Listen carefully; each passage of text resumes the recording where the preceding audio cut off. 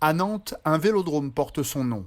Dans la mémoire collective, Lucien Mazan dit Lucien Petit-Breton, ce natif de Plessé en Loire-Atlantique reste le seul Nantais à s'être adjugé 2 fois la grande boucle cycliste au début du siècle dernier.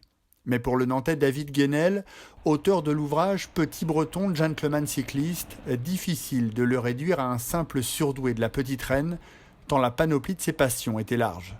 Il était féru de littérature et de beaux-arts. Il était mécanicien auto, cycliste et avion, puisqu'il avait son brevet de pilotage, ce qui était très rare à l'époque.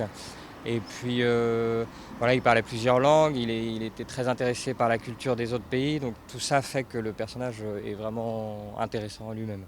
Un personnage décédé durant la guerre 14-18, mais qui a laissé derrière lui une trace indélébile dans le département.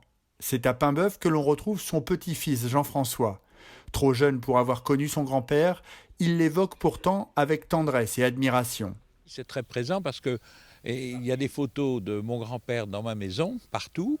Mon grand-père était exceptionnel dans la mesure où les étapes du Tour de France, Brest-La Rochelle, 500 km, départ le matin à 2 heures, fermeture de la ligne d'arrivée à La Rochelle à 23 heures, avec des moyennes de 25 km/h. Moi, je pense que là, c'est vraiment l'exploit. Des exploits qui auront permis à Lucien Petit-Breton de devenir l'un des 4 meilleurs cyclistes français d'avant-guerre.